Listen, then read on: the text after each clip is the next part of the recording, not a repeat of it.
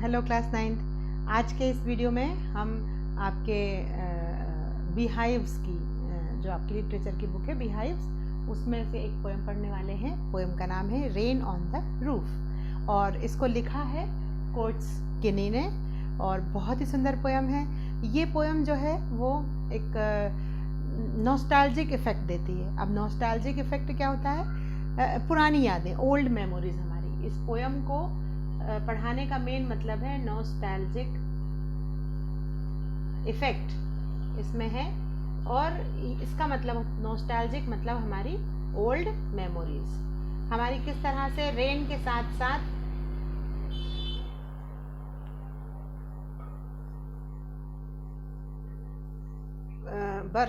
बरसात के साथ पोएट की किस तरह से पुरानी मेमोरीज जुड़ी हुई हैं, वो हम इस पोएम में देखेंगे।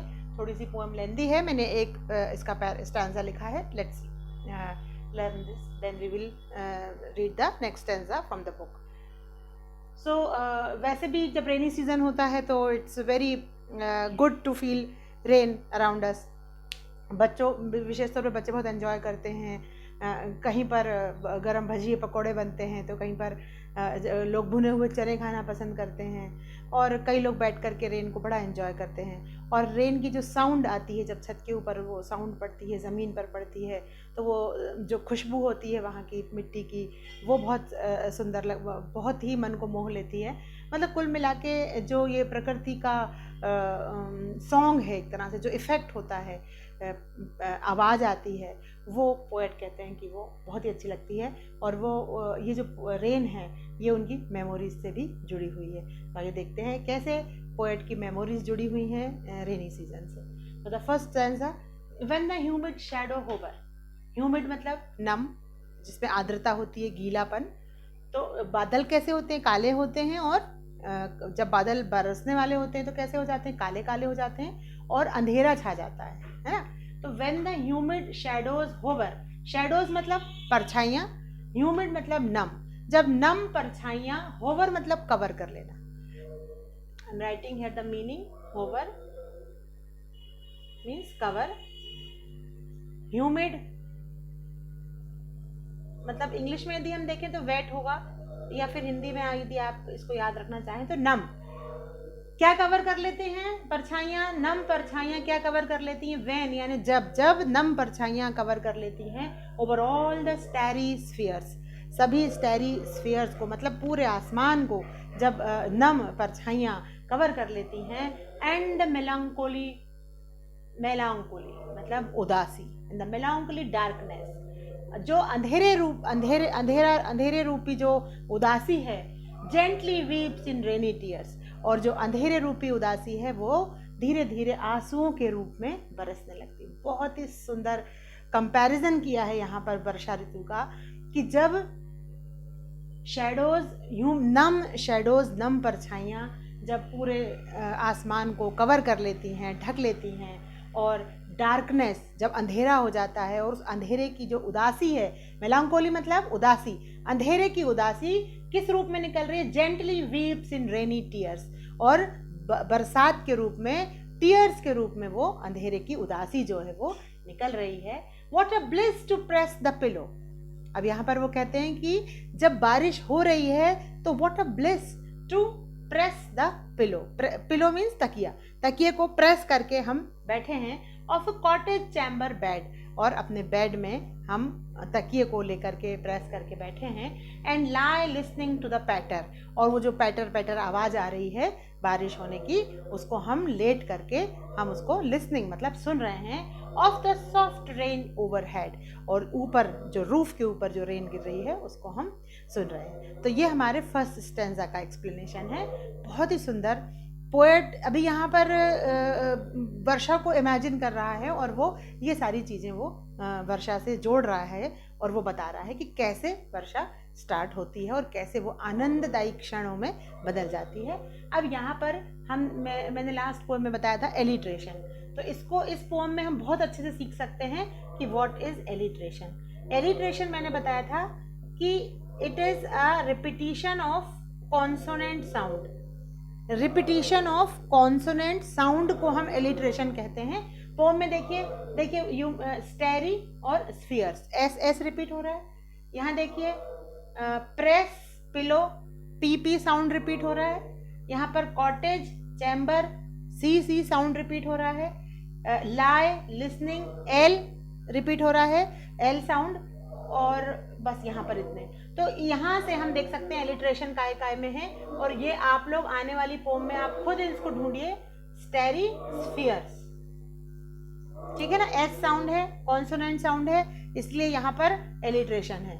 उसके बाद में देखिए आप press, pillow, P sound repeat हो रहा है, प्रेस का पी और पिलो का भी पी, तो ये भी कॉन्सोनेंट साउंड है।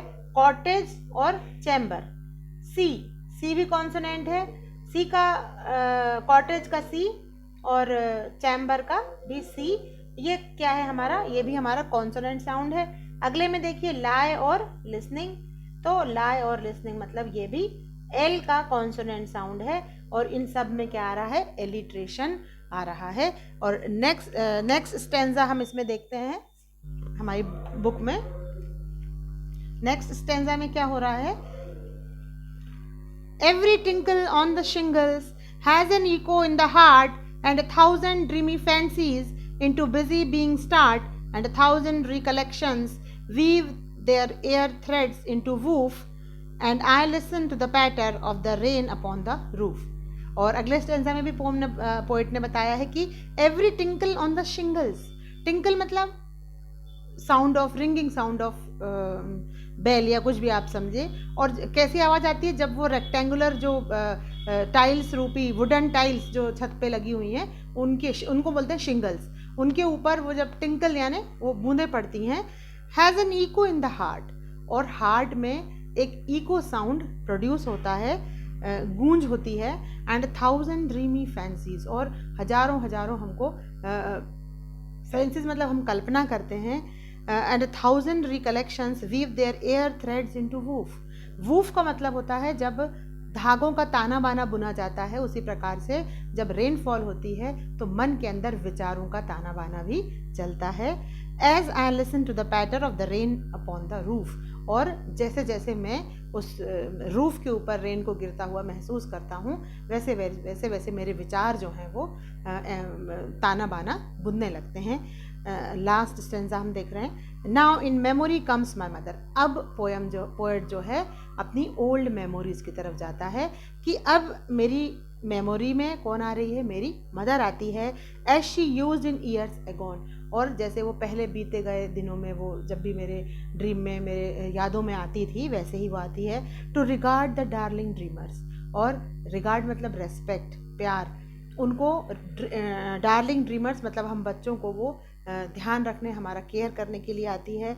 Ere she left them till the dawn, ere E R E मतलब होता है बिफोर, तो ये पोएटिक मतलब वर्ड है ये। तो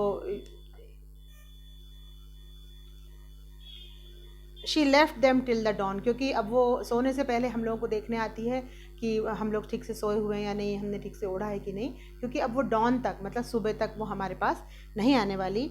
उसी प्रकार से I feel her fond look on me, और मुझे अभी भी महसूस होता है कि जब बारिश होती है तो माँ हमको आज भी देखने के लिए आती है। Which she plays upon the shingles by the patter of the rain as I list to this refrain, और जैसे ही मैं इस रिफ्रेन मतलब साउंड ऑफ रेन, लिस्ट का मतलब होता है लिसन, तो जब मैं लिसन करता हूँ इस साउंड को, कौन से साउंड को, साउंड ऑफ रेन को, तो मुझे ऐसा महसूस होता है कि मेरी माँ जो है वो रेन के रूप में हम लोगों को देखने के लिए ज़रूर आती होगी कि उसके बच्चे कैसे हैं। उसकी पोएट की शायद मदर अब इस दुनिया में नहीं है, और उसको अपने वर्षा ऋतु में अपनी माँ की ओल्ड मेमोरीज जो है वो याद आती हैं। और इस पोएम में भरपूर एलिट्रेशन दिया हुआ है। एलिट्रेशन को यदि आपको सही तरीके से पढ़ना है, इस पोएम को आप पढ़िए और इसमें साउंड, सेम साउंड निकालिए, आपको बहुत सारा एलिट्रेशन इसमें मिलेगा। डार्लिंग ड्रीमर्स में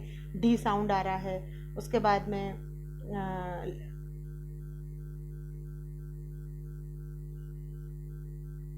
आप इसमें ज़रूर देखिएगा, इसमें बहुत सारे 1,000 रिकलेक्शंस नहीं आ रहा है इसमें। ये आप लोगों का होमवर्क रहेगा कि आप इसमें एलिट्रेशन के जो वो कॉन्सोनेंट साउंड आते हैं ना, से साथ साथ में वर्ड लिखे रहते हैं, that is alliteration. So try to find out in this point.